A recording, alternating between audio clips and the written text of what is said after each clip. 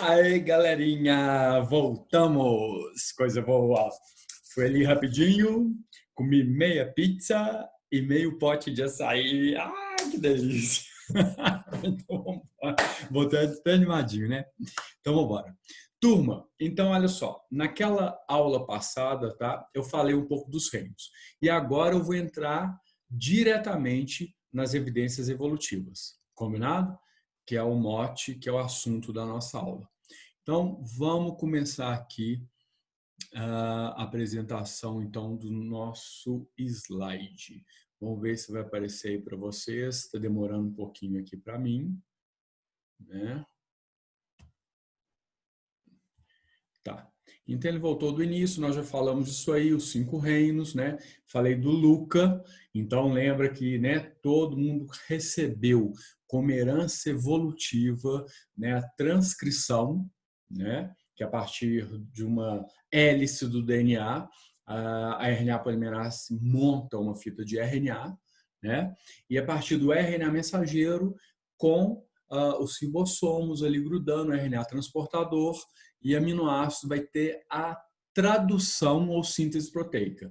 E aí vai ter a produção de uma proteína. Então, repara, se tiver uma mutação, se alterar o DNA, né, seja por deleção é perder uma base ali nitrogenada, seja por substituição, por inversão, translocação, não importa. Se tiver uma mudança naquela sequência do DNA, o RNA mensageiro já vai ser diferente, vocês concordam?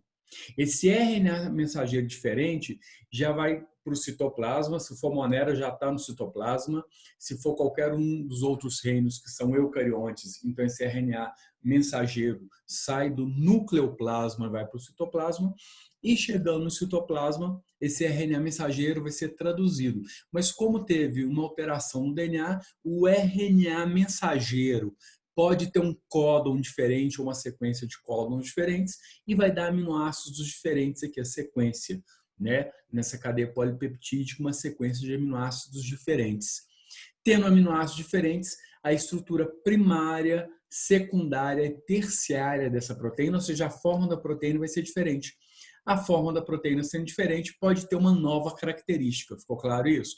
Lembrem que essa característica pode ser, então, fisiológica, pode ser uma característica morfológica ou anatômica e pode ser uma característica comportamental. Então, na hora que você muda o DNA, né, tem uma mutação no DNA, vai ter, em última análise, uma mudança, ou poderá ter uma mudança, então, no formato de uma proteína. Beleza? E aí você pode ter uma nova característica.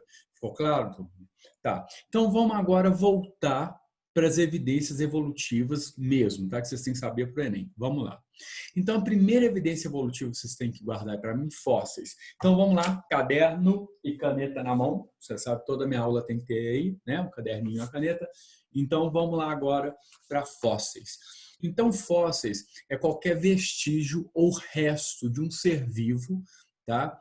Que tenha mais de 10 mil anos e já esteja extinto. Então, se deixou um vestígio, tá? Uma impressão, ou resto, uma concha que foi mineralizada, isso é um fóssil. Pode ser uma pegada, pode ser uma impressão de uma folha, de uma pteridófita, beleza? Os fósseis, gente, é muito raro, tá? As condições acontecerem para formar fósseis, tá? De qualquer natureza, né? Mas geralmente são rochas sedimentares, guardem isso, algumas provas pedem, tá? E as principais formas que tem, né, de fossilização, que é o processo de transformar, né, um resto ali em fóssil, tá? É a substituição, a permineralização e a impressão. Substituição é o seguinte: imagina que o polarzinho morreu, ficou só os ossinhos dele aqui, tá? E aí isso foi soterrado, beleza? Tem um sedimento aqui. Substituição é entre as camadas, então, tá, de sedimentos, né, de lama, sedimento ficou aqui, vai virando rocha, a água vem e vai tirando, ele vai ser decomposto, vai ficar só os ossos, né, ou as partes duras, dentes ou conchas, tal. E aí a água vem trazendo um outro mineral e vai substituindo pelo fosfato de cálcio, que é um mineral que tem nos ossos, né, do polarzinho. Ficou claro? Vai substituindo. No final, você não tem fosfato de cálcio mais, você tem um outro mineral ali, uma rocha, que está entre essas rochas sedimentares, né? Porque que era rocha sedimentar, que outra rocha sedimentar. E a água trouxe um outro tipo de mineral. E você vai ver, então, essa substituição. A permineralização, per significa em volta, tá? E mineralização, mineral. Então, a permineralização é o seguinte, imagina que, então, o polarzinho morreu, né? Aqui, um sedimento, e aí vem outra camada aqui de lama cobre, ele é decomposto por fungos e bactérias, mas as partes duras ficam. Mas detalhe, em volta do osso agora, né, vai ser depositado um outro tipo de mineral que a água também trouxe na lâmina e nessa fratura entre essas duas camadas sedimentares, vai trazendo e envolve isso aqui. Aí você vai ver, então, o esqueleto do polarzinho envolvido por um outro tipo de mineral que a água trouxe, tá? Beleza. E a impressão é quando é, por exemplo, pegada ou uma folha, né? E aí tinha um determinado sedimento, um tiranossauro rex pisou lá, ficou na argila aquilo ali que ele endureceu, né? Solidificou, depois veio uma areia bem fininha, né? Uma água com areia bem fininha, foi tampando, de baixo já estava solidificado e aí fica a impressão, beleza? E aqui, ó, pega o meu cursor, vamos ver se o meu cursor apareceu, aqui mostrando os vários estratos aí sedimentares e de acordo com os estratos sedimentares você vai encontrar grupos de seres de cada época. Beleza? Então tem trilóbitas aqui, ou trilobitas, né, que eram artrópodes, tem braquiópodes, que eram moluscos e tudo mais. Beleza? Turminha, aqui ó, aqui estou mostrando para você. Isso que vocês estão vendo aqui, deixa eu colocar um lápisinho então, ó, tá? Isso que vocês estão vendo aqui, ó, tá? Isso não é o esqueleto mais desse réptil, desse dinossauro, seja o que for ali, não. Tá? Isso não é fosfato de cálcio mais, não. Teve substituição aí, tá? Essa rocha provavelmente aqui é uma rocha sedimentar e isso aqui foi substituído ou permineralizado por outro tipo de rocha. Belezura isso aí? Então aí para vocês verem, ok?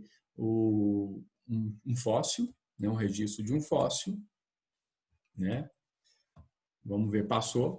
Aqui os tipos, então, que a gente pode ter de fósseis, tá? Deixa eu só limpar aqui. Aí.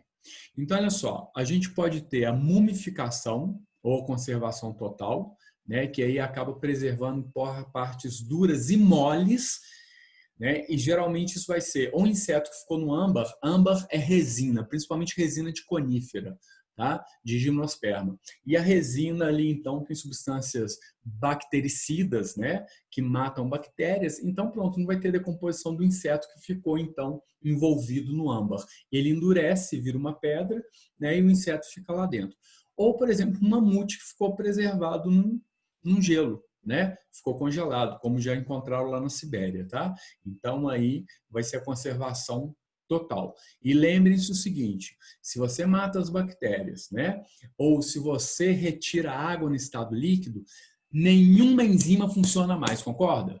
Ou se a água evaporar toda. Então, mumificação, você secou, ficou seco, né? A água evaporou, então nem enzima de fungo, nem de bactéria, nem de lisossomo que está aqui na sua célula, nenhuma vai funcionar, não vai decompor, você vai virar uma múmia. Ou se a água for congelada, a água não está mais no estado líquido, nenhuma enzima funciona se não for na presença de água líquida. Ficou claro isso? Por isso, a importância da água na vida da gente. Não é isso? Tem até a musiquinha, né? Em homenagem até ao Gabriel Câmara, que ele fala, né, o Gabriel Câmara é um aluno que ele fala, ele coloca tu e com o pronome na terceira pessoa, né? Ele não fala tu vais, ele fala tu vai, né? Então, tem a música que fala: sem água tu matar, você vai aprender. Sem água tu matar, você vai perceber seu metabolismo. Você deve manter para sobreviver e aprender. Sem água tu matar, porque todas as enzimas, o metabolismo só funciona na presença da água no estado líquido. Beleza? Sem água tu mata. Então, bom. Outra forma ali de fossilização, mineralização, já expliquei para vocês, vai ter substituição aí, então, né, de partes do ser vivo, geralmente partes duras, por um outro mineral, tem tronco petrificado, ou tem esqueletos, né, petrificados. A moldagem pode ser a permineralização, como eu falei para vocês ali, ou ainda fica o molde, né, desse camarada numa rocha sedimentar. E a marca é o vestígio de qualquer atividade de ser vivo, né? A impressão de uma pegada, de uma folha, tá? E pode ser, inclusive, excremento, que é chamado de escatólito, tá? Ou popularmente cocólito. Cocólito de cocô, não existe isso não, tá, gente? É escatólito. O escato né, de escatologia, né? E escatólito, lito é pedra. Então, cocô fossilizado é chamado de escatólito, tá? Beleza. Vamos passar para frente agora. Deixa eu ver. Aí, segundo ponto de evidências evolutivas, órgãos homólogos. Então, primeiro foi fósseis, é uma evidência evolutiva que mostra que os seres mudaram ao longo do tempo. Em cada sedimento ali, em cada extrato sedimentar, você vê seres completamente diferentes. Às vezes você vê seres com características intermediárias. Então, fósseis é uma evidência evolutiva, uma evidência que os seres mudaram no decorrer aí, né, de milênios, de milhões de anos. Agora, órgãos homólogos. Guardem o seguinte, gente. Homo significa igual, tá? Deixa eu fechar aqui. Homo significa igual. Então, aqui, ó. Homo igual, tá? Beleza. Logos, estudo ou tratado. Órgãos homólogos são órgãos que têm que estar no mesmo tratado, ou em igual tratado de estudo. Por quê? Porque esses órgãos vieram de um órgão de ancestral em comum. Ficou claro isso aí? Tá? Ou seja, são órgãos que a função pode ser diferente, mas a arquitetura interna e a origem embrionária é a mesma. Ficou claro? Então, órgãos homólogos são órgãos que podem ser diferentes para ações diferentes, tá?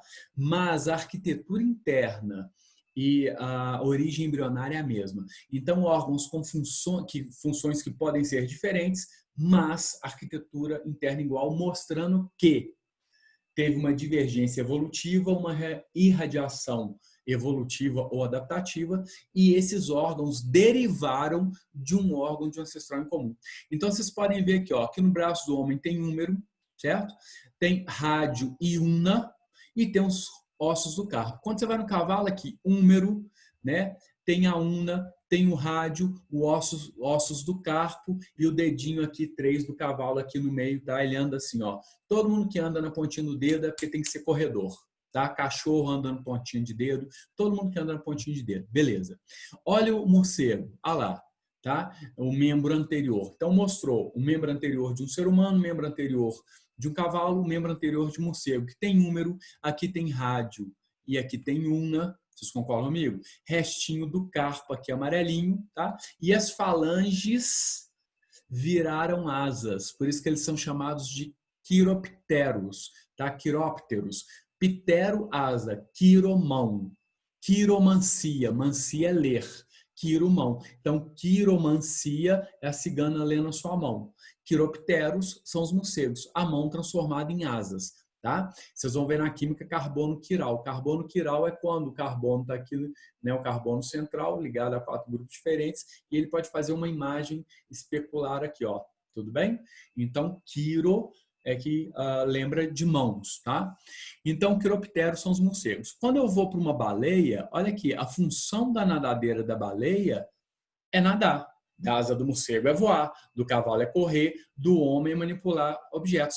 Mas em todos eles, inclusive na baleia, você vê arquitetura interna parecida, com lá, húmero, rádio e una, tá aqui rádio e una da baleia, e depois os carpos e falanges. Isso mostra que as funções são diferentes, mas a origem embrionária, a arquitetura interna é a mesma. Então, se a arquitetura interna é a mesma, a origem embrionária é a mesma, eles são órgãos para estudar no mesmo tratado, são órgãos homólogos. E órgãos homólogos mostram que tanto o ser humano, quanto o cavalo, quanto o morcego, quanto a baleia tiveram no passado um ancestral em comum. Ficou claro? Então, ele é evidência evolutiva, ou eles são evidências, tá, evolutivas. Ficou claro? Que nós tivemos um ancestral em comum. Ficou claro isso aí, turminha? Então, beleza. Vamos passar para frente aqui agora. Deixa eu ver se eu consigo passar. Passei. Aqui. Deixa eu só limpar essa bagunça que eu fiz. Né? Meu quadro sempre muito organizado. Beleza. Vocês vão guardar uma coisa. Órgãos homólogos, tá? Eles são um indicativo de irradiação adaptativa. O que é irradiação adaptativa? A partir de um ancestral em comum, tá? Populações desse ancestral irradiaram como raios, tá? Ou divergiram, né? Irradiação adaptativa ou divergência adaptativa, ou irradiação evolutiva ou divergência evolutiva. Então, a partir desse ancestral aqui, ó, tá? Populações migraram para meios diferentes, sofreram mutações diferentes, concorda comigo? Mutações diferentes e pressão seletiva, seleção natural, pressão seletiva, seleção natural de meios diferentes e acabou selecionando a característica mais apta para aquele meio, beleza? Isso é um caso de irradiação adaptativa. Então, ó, de um ponto, de um ancestral em comum, né, que foi para meios diferentes, lá aparece uma irradiação, né, um raio, concorda? Né? Na física, ó, isso aí são raios que na realidade são divergentes. Então, na realidade, é uma divergência adaptativa ou irradiação evolutiva ou divergência evolutiva, irradiação evolutiva, tudo bem? Isso mostra que tivemos um ancestral aqui em comum, esse pretinho aqui, ó, e populações migraram para meios diferentes. Consequentemente, esses órgãos serão órgãos homólogos, tá? E aí vocês vão guardar pelo abecedário, aquela dica que eu sempre dou, né? Na hora da prova, você está em dúvida, irradiação adaptativa tem a ver com órgãos homólogos ou análogos? Aí você segue o abecedário, ó. A, depois B, depois C. Não é isso? Então, ó, análogos, tá aqui, ó, análogos é um caso de convergência adaptativa. E isso não indica parentesco evolutivo. Os órgãos homólogos é uma evidência evolutiva e indica sim um parentesco evolutivo. Aí você continua. A, B, C. A, C, tá? D, E, F, G, H e I, não é isso? Aí você vai guardar. Então, órgãos homólogos, aqueles que têm a mesma arquitetura interna, que veio de um mesmo ancestral em comum, é um caso de irradiação adaptativa, ou seja, vieram de uma irradiação adaptativa ou irradiação evolutiva, ou divergência adaptativa ou divergência evolutiva. Beleza, isso aí? Vamos ver, então, passar para frente. Então, irradiação adaptativa está intimamente ligado a órgãos homólogos. E toda vez que tiver uma divergência assim, ó, ou uma irradiação adaptativa, opa, deixa eu voltar lá. Aqui, dá isso é um caso de cladogênese. Lembra que eu falei na aula passada? Gênese é gerar, clado através de ramos. Então, lá, ramos evolutivos, tá? Mas beleza, vamos passar para frente. Opa, passei para frente demais. Órgãos vestigiais. Vamos limpar a bagunça, capetinho. Vamos lá. Tá acompanhando aí, turminha? Tá conseguindo? Tá. Então, fósseis, tá? Órgãos homólogos, que está dentro de anatomia comparada. Órgãos vestigiais, que a gente vai ver agora. Então, dentro de anatomia comparada também. Órgãos vestigiais são órgãos que foi selecionando, ficou só o vestígio desse órgão. Tá? Então, órgãos vestigiais aqui, ó, nas cobras, principalmente as cobras grandes, as boas, né? As pitons também acho que tem, elas têm resquícios, tá? De ossos, lá, vestígios de membro, da pelvis e de membros posteriores. Tá? É um órgão vestigial. Isso mostra que o antepassado das cobras, tá? Era um tetrápoda, tinha bacia também, tá? Tinha uns membros inferiores, ok? Beleza. Aqui no cavalo ele está mostrando o dedo reduzido, então mostrando que a pata do cavalo na realidade é o dedo dele aqui e a mão dele transformou na parte superior da pata, olha que louco, né?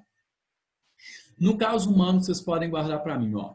Essa plissa semilunares, né, o prega semilunar, todo mundo tem, tá? No cantinho do olho aqui você vai ver, tá uma membraninha aqui, ó, cor de rosa, tá? Depois você olha, você tem também. Isso aí, gente, é vestígio de membrana nictitante. A membrana nictitante é uma terceira pálpebra. Ó, nós temos a pálpebra superior, a pálpebra inferior, concorda? E os répteis, tá? tem uma terceira pálpebra que é translúcida, é transparente. Então tá o olho aqui, ó, tá? O olho aqui eu estou querendo dizer a íris com a pupila, né? Tá aqui. E essa membrana aqui, ó, tá? Ela é transparente e ela, ó, ela vem aqui, ó, do nariz para lá. Então os répteis, eles fecham isso aqui, principalmente para mergulhar, e as aves herdaram isso. Tanto que as aves, para voar, elas mantêm os olhos abertos e fecham a membrana nictitante, tá? Nictis é de noite, né? Nictitante. Porque na hora que você chega assim, com uma lanterna na galinha, você vai ver, né? Vai roubar a galinha lá no galinheiro. Você vai ver na hora que você taca a lanterna, ela abre o olhão, abre essas pálpebras aqui, superior e inferior, e por um momento você vai ver aquela membrana transparente. Ela vai e recolhe, tá? Para recolher, ela traz perto aqui do bico. E para fechar, ela leva para o lado dos ouvidos dela, beleza? Então, nós temos aí essa prega semilunar. Nós temos também esses músculos aqui, tá? De movimentação, elevadores da orelha. Ó.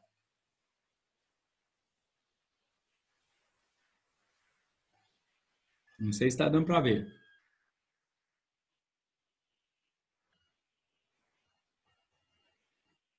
Viu?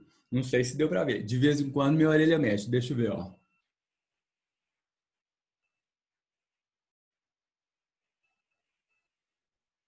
Oi?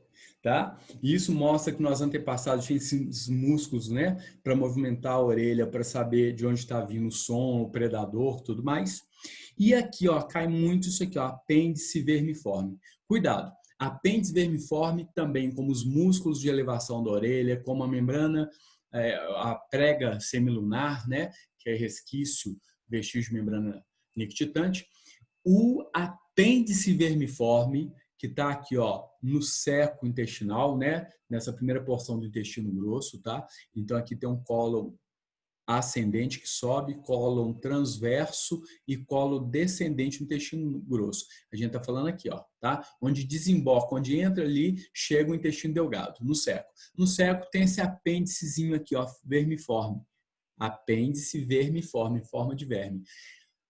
Para a gente, no sentido de digestão do sistema digestório, ele não tem mais nenhuma função. Ali tem sim linfonodos, né? Tem nem linfonodos, né? Esqueci.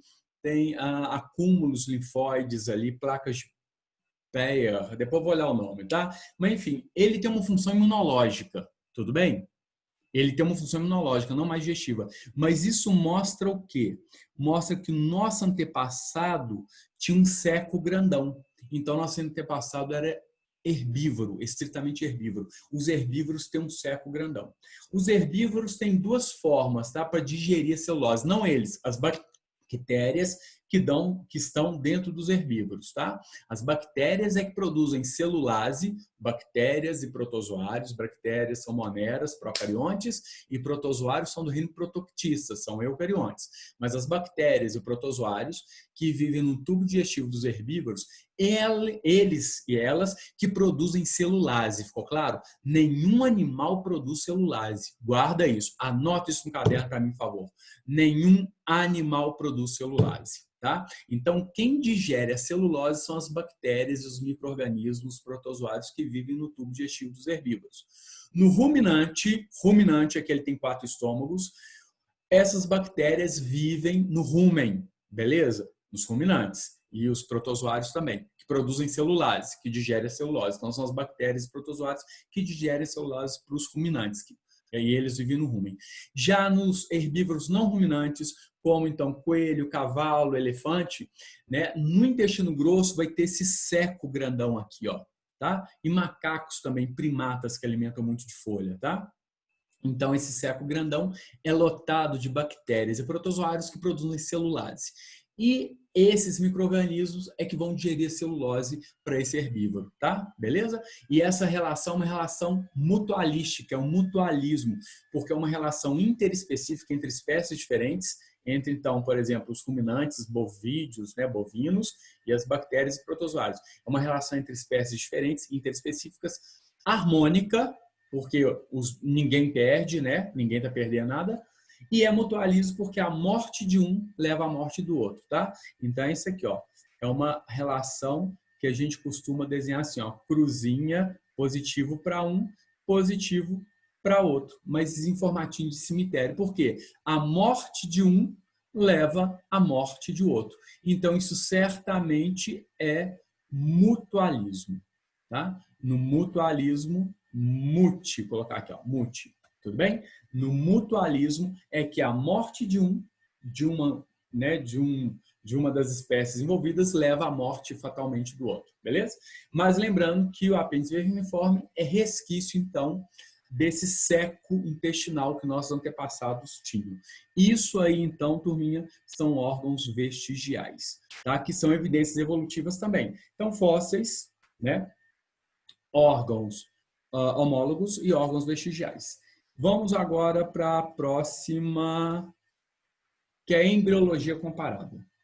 Então, nós falamos de fósseis. Na anatomia comparada, falamos de órgãos homólogos, que veio da irradiação adaptativa, e dos órgãos vestigiais. E agora, na embriologia comparada, vocês têm que guardar o seguinte, que quanto mais próximo evolutivamente duas espécies, mais semelhante será, tá? Os fetos, os embriões e os fetos dessa espécie, inclusive em desenvolvimentos mais tardios. Beleza?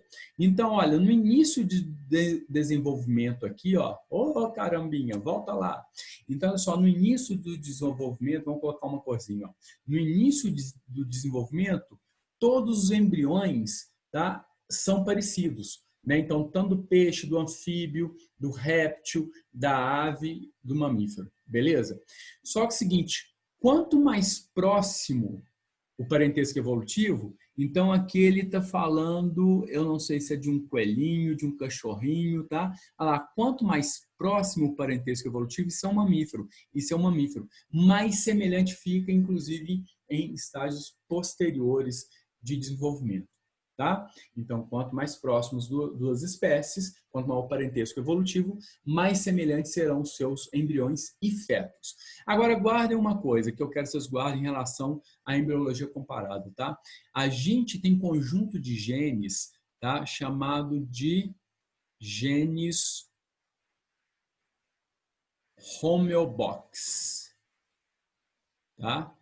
Esses genes aqui, ó,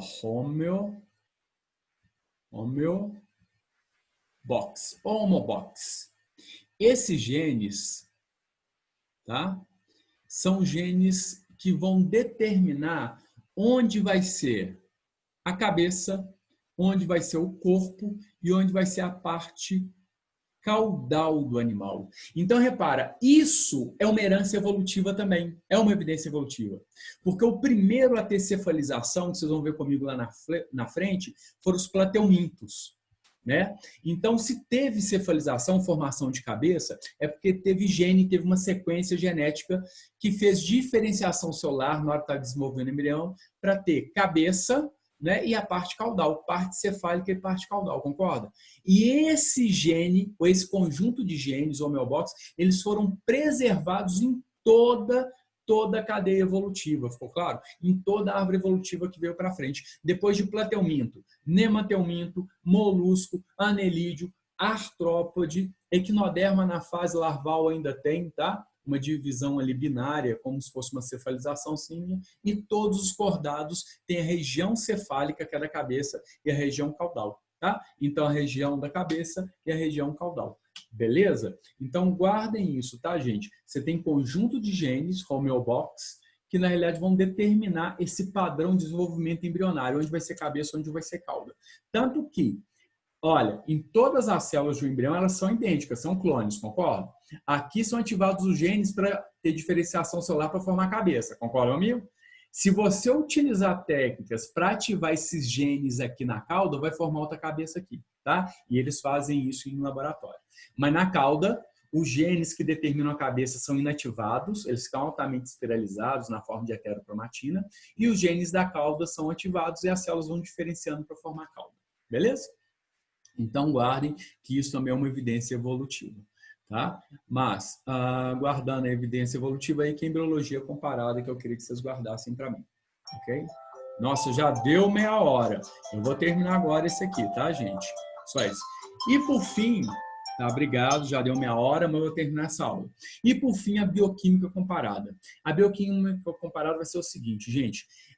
Eles vão pegar sequência de aminoácidos de uma proteína, por exemplo, hemoglobina de macaco, de um chimpanzé, sequência, então, de aminoácidos da hemoglobina humana e sequência de aminoácidos, por exemplo, de um peixe, da hemoglobina de um peixe. E vão ver o seguinte, que os aminoácidos, né, a sequência é mais parecido, análogo, é super parecida em espécies com maior parentesco evolutivo. Nesse caso, eu falei de um chimpanzé, do ser humano e de peixe.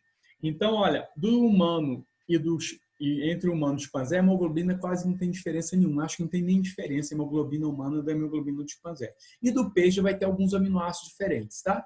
Então, olha, o sequenciamento de aminoácidos de uma proteína, de uma espécie, com a proteína correlata de uma outra espécie, pode mostrar se elas têm um parentesco evolutivo maior ou menor, se elas são mais próximas evolutivamente ou mais distantes. E, por fim, hibridização de DNA. Hibridização de DNA é o seguinte, gente, você pega o DNA da espécie lá, ou volta, caramba, volta lá meu slide, aí, vamos terminar. Você pega o DNA, então, por exemplo, da espécie A, você abre esse DNA, tá vendo? Separa as duas hélices, porque todo DNA é dupla hélice, concorda? Separa essas duas hélices, essas duas fitas. Na espécie B, idem. E depois você faz, então, como é que fala? Fugiu a palavra aqui, gente.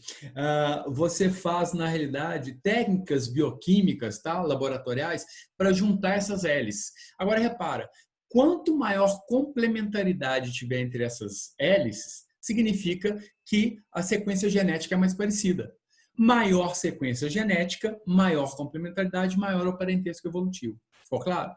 Gente, olha, no DNA humano, tá pegando todos os 46, na verdade você pega os 24 cromossomos, mas vamos pegar todos os 46 cromossomos humanos, abrindo, e pegando todos os 46 cromossomos do chimpanzé e abrindo e juntando, tem 98% de complementaridade entre as bases nitrogenadas. Ou seja, a sequência humana é 98% idêntica à sequência genética de um chimpanzé. Ficou claro isso aí? Então, a hibridização de DNA vai ser, então, você pegar a hélice, vamos pegar um exemplo aqui, ó.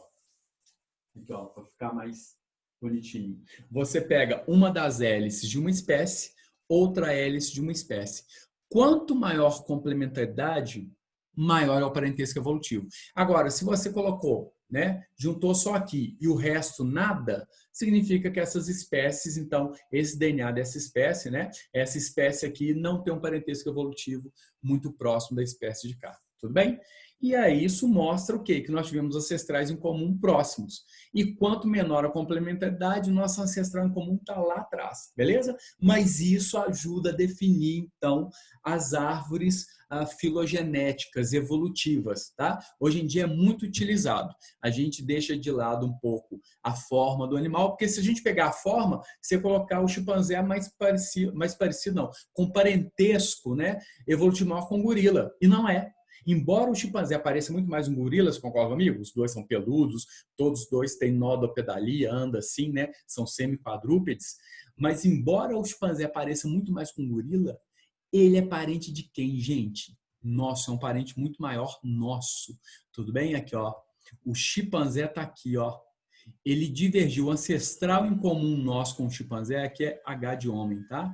Divergiu em torno de 5, 6 milhões de anos atrás. Então, Chipa, aqui ó, Czinho, é muito mais próximo evolutivamente do que com o gole, com o gorila, tá? E o ancestral dos três está aqui, bem lá atrás. Ficou claro isso aí? Aqui, lembrando que toda vez que tiver uma divisão, foi evolução por cladogênese, formaram-se ramos, né, ancestral em comum em cada vérticezinho desse. E aqui, nesse meio aqui, ó, nesse meio todo, foi uma evolução por anagênese. Ok? Turminha, ajudou? Então tá, encerramos aqui e eu vou mandar a lista de exercícios. Tá? Aliás, não, vou mandar beijos. Beijos é muito melhor, tá? Beijos e até a próxima aula. Beijo, valeu. Beijo. Vou desligar aqui agora. Grandes beijos. Stop share e beijos para todos!